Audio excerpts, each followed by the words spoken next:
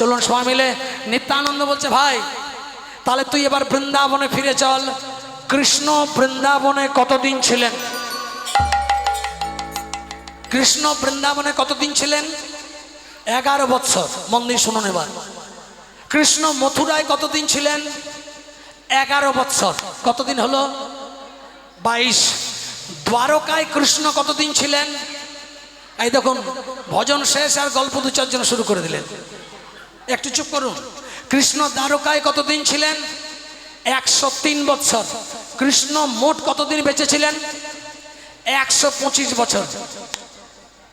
কৃষ্ণ বেঁচে ছিলেন 125 বছর। বলে তাহলে কৃষ্ণ কি মরে গেছিল? আপনি যে বলছেন 125 বছর বেঁচে ছিল, কৃষ্ণ 125 বছরই প্রকট ছিলেন। প্রকট তার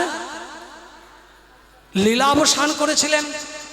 কৃষ্ণের দেহ 125 বছর পরে জরাবেধের হাতে চলে গিয়েছিল।